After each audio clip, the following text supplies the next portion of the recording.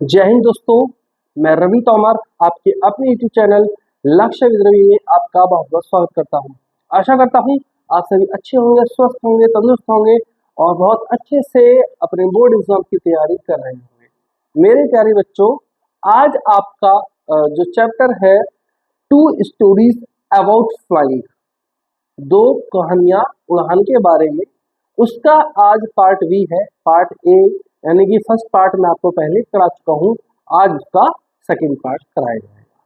ठीक है प्यारे बच्चों, आज की जो कहानी है वो बहुत ही रोचक होने वाली है, बहुत इंटरेस्टिंग होने वाली है। तो शुरू करते हैं आज की क्लास।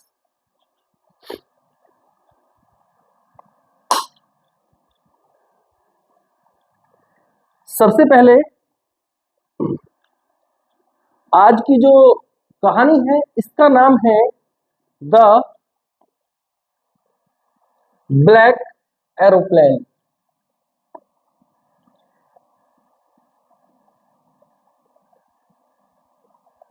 द ब्लैक एरोप्लेन, ठीक है प्यारे बच्चों, यानी कि एक काला हवाई जहाज,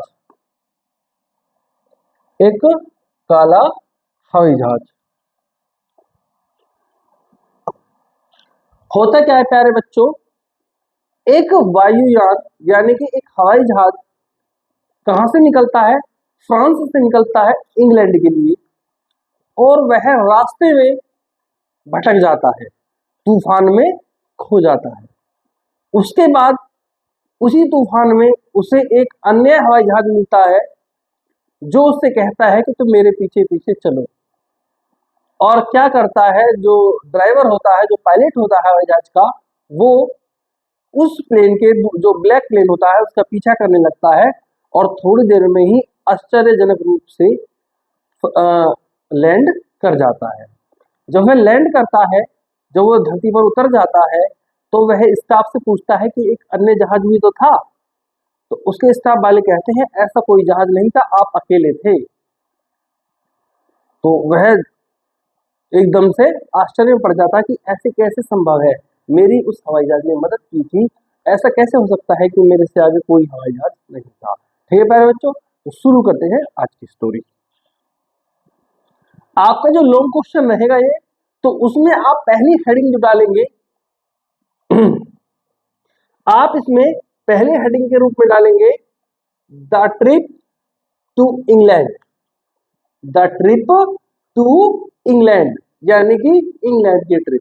ठीक है प्यारे बच्चों, आप इस हेडिंग को डालेंगे और उसके बाद उसके आगे लिखेंगे जो मैं आपको बताने वाला हूं। The narrator was flying his aeroplane at night. जो वर्णन करता है कि जो कहानी को बता रहा है वही हवाई जहाज को उड़ा रहा था, तो वह बताता है कि he was flying his aeroplane, वह अपने जहाज को उड़ा रहा था एट नाइट, रात्रि में, over France to England, France से इंग्लैंड के लिए। ही वॉज ईगर, ईगर का अर्थ होता है प्यारे बच्चों उत्साहित होना, वह बहुत ज्यादा उत्साहित था। क्यों उत्साहित था? टू मीट, मिलने के लिए, हिज फैमिली यानी कि अपने परिवार से, वह अपने परिवार से मिलने के लिए बहुत ज्यादा उत्साहित था, क्योंकि वह काफी समय बाद छुट्टी लेकर घर जा रहा था। ठीक है प्यारे बच्चों, ही वॉज ड्रीमिंग, वह सपने देख रहा था, ऑफ हिज हॉलीडे, अपनी छुट्टियों के। यानी कि वह जब रास्ते में था तो वह बहुत खुश था और मतलब एक तरीके से सोच रहा था, सपने देख रहा था, सोच रहा था। ऐसा तो है नहीं कि हवाई जहाज चलाता हो सो गया हो, नहीं, वो सपने देख रहा था खुली आंखों से कि मैं घर जाऊंगा, छुट्टियां मनाऊंगा, अपनी पत्नी के साथ रहूंगा, अपने बच्चों के साथ समय बिताऊंगा, अपने गांव में घूमूंगा। ठीक है प्यारे बच्चों, तो ये सब वो बातें हवाई जहाज में सोच रहा था जाते समय। The stars, the stars were shining, तारे चमक रहे थे, इन द क्लियर स्काई, साफ आसमान में, साफ आसमान में तारे चमक रहे थे।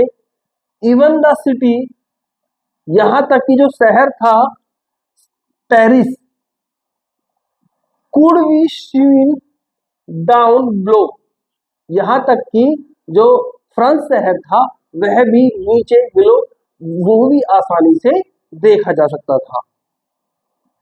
He called Paris he called Paris control, उसने पेरिस का जो कंट्रोल था, कंट्रोल यानी कि जो हवाई जहाज को बेटा निर्देश देते हैं, ठीक है, इस तरीके से लेके बैठे रहते हैं कि आपको कैसे मुड़ना है, क्या करना है, और कुछ यंत्र भी हमारे जहाज में लगे हुए होते हैं, ठीक है। तो उसने कंट्रोल को कॉल किया, ठीक है, और क्या कहा, to get instructed about the way, to get instructed कि मुझे इंस्ट्रक्शंस दो, मुझे बताओ, अबाउट द वे रास्ते के बारे में कि मुझे किधर को जाना है। He was instructed to turn 12 degree west, he was instructed, instructed means उसे इंस्ट्रक्शन दिए गए, उसे आदेश दिया गया, टू टर्न कि आप मुड़ जाओ 12 डिग्री वेस्ट, पश्चिम की तरफ, आप 12 डिग्री पश्चिम दिशा की तरफ मुड़ जाएंगे। ठीक है प्यारे बच्चों, ये आपकी फर्स्ट हेडिंग होगी। यहां तक सब कुछ ठीक ठीक चल रहा था। नेक्स्ट हेडिंग है आपकी मेरे प्यारे बच्चों, बड़ी ही प्यारी हेडिंग है, fear of storm. Fear of storm यानी कि तूफान का डर। अब तूफान आ गया बच्चों, देख रहे हो ना, हवाई जहाज बिजली कड़क रही है, बादल गड़गड़ा रहे हैं, तूफान आ गया। कैसा तूफान आता है, इस तूफान को भी देखा जाएगा। आपकी जो नेक्स्ट हेडिंग होगी, fear of storm. Everything was going well, सब कुछ ठीक ठाक जा रहा था, यानी कि सब कुछ कुशल था। बिफोर ही सा, उसके यह देखने से पहले, द स्टॉर्म क्लाउड्स, जो स्टॉर्म क्लाउड्स थे यानी कि जो तूफानी बादल थे, उन्हें देखने से पहले तो सब कुछ ठीक था, लेकिन अब उसे क्या देख लिया कि तूफान आ गया भाई।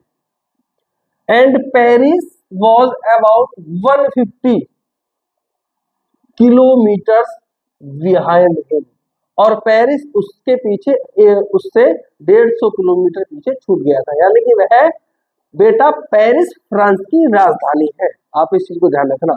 तो फ्रांस अभी उससे कितना दूर था, 150 किलोमीटर, वह 150 किलोमीटर निकल चुका था।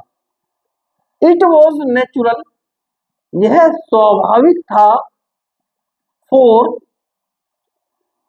द नैरेटर, नैरेटर यानी कि जो कहानी को बता रहा है, यह उसके लिए स्वाभाविक था, टू पैनिक, पैनिक होना, पैनिक होना मतलब एकदम से परेशान हो जाना। ठीक है, अब ऐसा क्यों भाई, नेचुरल क्यों था, क्योंकि वह हवाई जहाज उड़ा रहा था और अचानक उसने देखा सामने क्या आ गया, सामने आ गया तूफान, तो क्या परेशान नहीं होगा, मारा जाएगा थोड़े से में। ही न्यू दैट, वह यह जानता था कि इट वॉज नॉट पॉसिबल, यह संभव नहीं है, टू फ्लाई, उड़ाना, up and over those storm, in storm clouds, in ये जो तूफान के बादल हैं, इनसे ऊपर को उड़ के जाना संभव नहीं है। ही वॉज कंफ्यूज्ड, वह दुविधा में पड़ गया, कंफ्यूज हो गया, फॉर ए मोमेंट, एक पल के लिए वह दुविधा में पड़ गया कि क्या करूं क्या करूं क्या करूं, आज तो जान फंसी पड़ी है। A risky but brave decision of the author, जो ऑथर है उनका एक रिस्की यानी कि खतरे से भरा, बट ब्रेव लेकिन बहादुर, डिसीजन यानी कि निर्णय, ऑफ द ऑथर लेखक, लेखक का खतरों से भरा लेकिन बहादुर निर्णय। अब क्या निर्णय लेगा writer, as everything was fearful, जैसा कि सब कुछ डरावना था, एट द मोमेंट, उस पल सब कुछ कैसा था, एकदम डरावना था, the narrator decided to risk, narrator ने निर्णय लिया कि वह रिस्क लेगा, जोखिम उठाएगा, and flew into the storm, और तूफान में से उड़कर ही जाएगा। But everything went out of control, लेकिन जैसे ही वह तूफान में एंट्री मारी, सब कुछ उसके कंट्रोल से बाहर हो गया। एवरीथिंग, सब कुछ, वेंट आउट, चला गया, ऑफ कंट्रोल, कंट्रोल से बाहर, सब कुछ उसके कंट्रोल से बाहर चला गया। The compass as well as other instruments stopped working. The compass as well as other instruments stopped working, यानी कि कंपास और उसी की तरह जो अन्य इंस्ट्रूमेंट्स थे, जो अन्य यंत्र थे जहाज में लगे हुए, उन्होंने काम करना बंद कर दिया। मेरे प्यारे बच्चों, पहले कंपास के बारे में जानते हैं। ये होता है कंपास। ये देखिए, इसमें एक हवाई जहाज का चित्र बना हुआ है।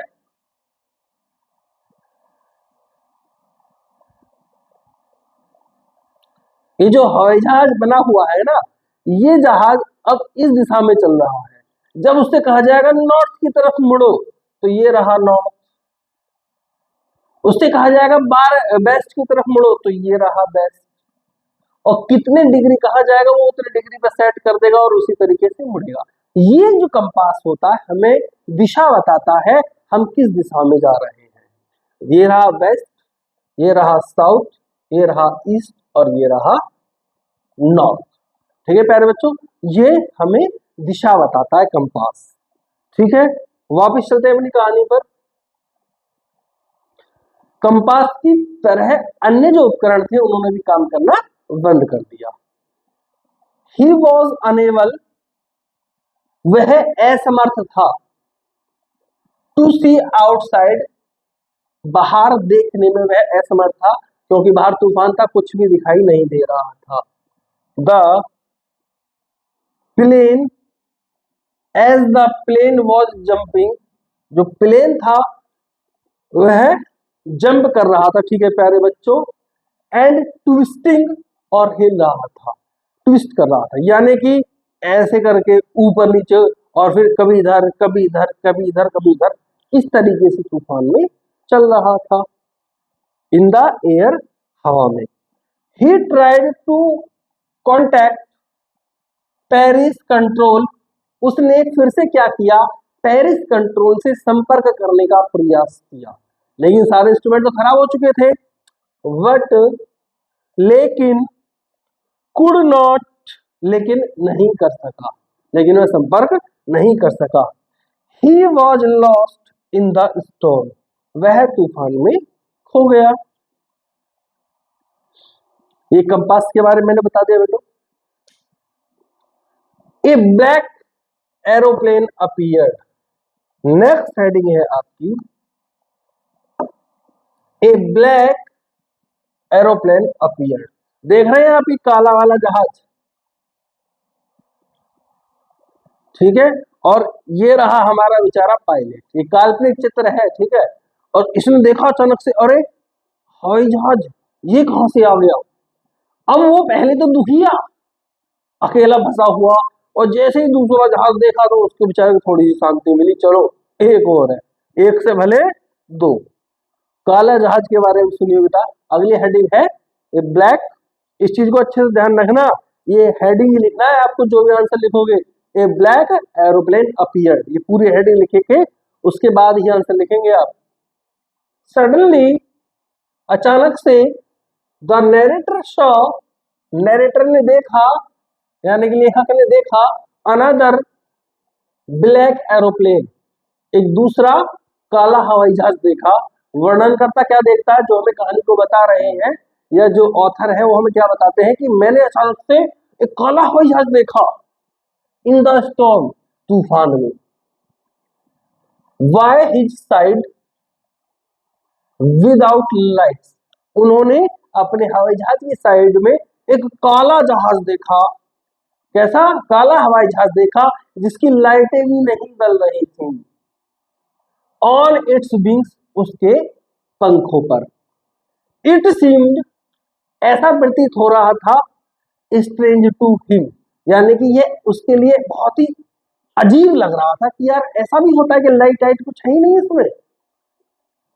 वट ही वॉज ग्लैड, मैंने कहा था ना, आदमी अपने दुख से कम दुखी, दूसरे के दुख से ज्यादा सुखी हो जाता है। अब जैसे ही उसको देखा वट ही वॉज ग्लैड, तो वो खुश हो गया।